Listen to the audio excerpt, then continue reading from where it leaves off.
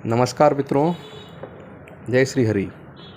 मित्रों, आज हम भागवत पठन में आगे बढ़ेंगे और आज श्रीमद् भागवत महापुराण के महात्म्य का द्वितीय अध्याय, दूसरा अध्याय हम शुरू करेंगे। तो आइए दोस्तों शुरू करते हैं। अथ द्वितीयो अध्यायः ओम नमो भगवते वासुदेवाय। भक्ति का दुख दूर करने के लिए नारद जी का उद्योग।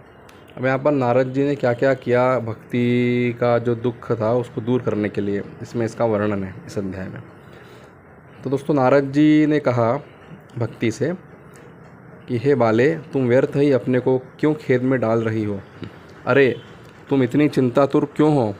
भगवान श्री कृष्ण के चरण कमलों का चिंतन करो, उनकी कृपा से तुम्हारा सारा दुख दूर हो जाएगा।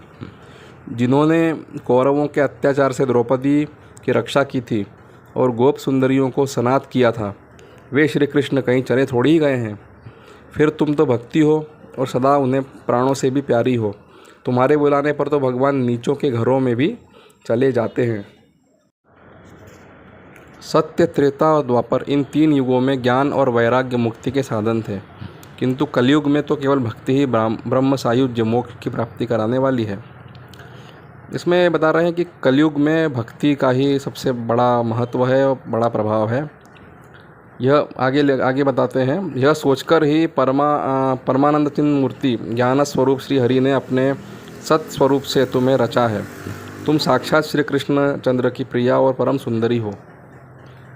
एक बार जब तुमने हाथ जोड़कर पूछा था कि मैं क्या करूं, तब भगवान ने तुम्हें यही आज्ञा दी थी कि मेरे भक्तों का पोषण करो। ये श्री भगवान की आज्ञा है भक्ति देवी को कि वो अपने भक्तों का पोषण करें, पालन करें। तुमने भगवान की वह आज्ञा स्वीकार कर ली। इससे तुम पर श्री हरि बहुत प्रसन्न हुए और तुम्हारी सेवा करने के लिए मुक्ति को तुम्हें दासी के रूप में दिया और इन ज्ञान और वैराग्य को पुत्रों के रूप में दिया। तुम अपने साक्षात स्वरूप से वैकुंठ धाम में ही भक्तों का पोषण करती हो।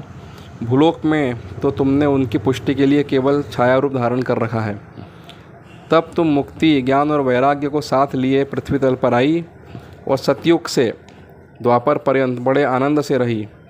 कलयुग में तुम्हारी दासी मुक्ति पाखंड रूप रोग से पीड़ित होकर क्षीण होने लगी थी, इसलिए वह तो तुरंत ही तुम्हारी आज्ञा से वैकुंठ लोक को चली गई। इस लोक में भी तुम्हारे स्मरण करने से ही वह आती है और फिर चली जाती है, किंतु इन ज्ञान और वैराग्य को तुमने पुत्र मानकर अपने पास ही रख छोड़ा है। इसमें बता रहे हैं कि मुक्ति भक्ति की दासी के रूप में भगवान ने दी है। तो जो मोक्ष प्राप्ति की इच्छा रखते हैं उनको भी भक्ति ही करनी पड़ती है। अंततः भक्ति से ही मुक्ति मिलती है इस कलयुग में खास करके, और अगर भक्ति नहीं होगी तो मुक्ति नहीं मिल पाएगी। आगे लिखते हैं, आगे नारद जी कहते हैं, फिर भी कलयुग में इनकी उपेक्षा होने के कारण तुम्हारे ये पुत्र मतलब ज्ञान और वैराग्य उत्साहहीन और वृद्ध हो गए हैं। फिर भी तुम चिंता न करो, मैं इनके नवजीवन का उपाय सोचता हूँ। सुमुखी, कली के समान कोई भी युग नहीं है। इस युग में मैं तुम्हें घर घर में प्रत्येक पुरुष के हृदय में स्थापित कर दूंगा। देखो, अन्य सब धर्मों को दबाकर और भक्ति विषयक महोत्सवों को आगे रखकर यदि मैंने लोक में तुम्हारा प्रचार न किया तो मैं श्री हरि का दास नहीं। इस कलयुग में जो जीव तुमसे युक्त होंगे वे पापी होने पर भी बेखटके भगवान श्री कृष्ण के अभय धाम को प्राप्त होंगे। जिनके हृदय में निरंतर प्रेम रूपिणी भक्ति निवास करती है, वे शुद्धांतकरण पुरुष स्वप्न में भी यमराज को नहीं देखते। जिनके हृदय में भक्ति महारानी का निवास है, उन्हें प्रेत, पिशाच, राक्षस या दैत्य आदि स्पर्श करने में भी समर्थ नहीं हो सकते। तप, वेदाध्ययन, ज्ञान और कर्म आदि किसी भी साधन से भगवान वश में नहीं किए जा सकते। वे केवल भक्ति से ही वशीभूत होते हैं। इसमें श्री गोपीजन प्रमाण हैं। मनुष्यों का सहस्त्रों जन्म के पुण्य प्रताप से भक्ति में अनुराग होता है। कलयुग में केवल भक्ति ही सार है। भक्ति से तो साक्षात श्री कृष्णचंद्र सामने उपस्थित हो जाते हैं। यहाँ जो है भक्ति की महिमा बताई गई है। फिर आगे कहते हैं, जो लोग भक्ति से द्रोह करते हैं वे तीनों लोकों में दुख ही दुख पाते हैं। पूर्व काल में भक्त का तिरस्कार करने वाले दुर्वासा ऋषि को बड़ा कष्ट उठाना पड़ा था। बस व्रत, तीर्थ, योग, यज्ञ और ज्ञान चर्चा आदि बहुत से साधनों की कोई आवश्यकता नहीं है। एकमात्र भक्ति ही मुक्ति देने वाली है।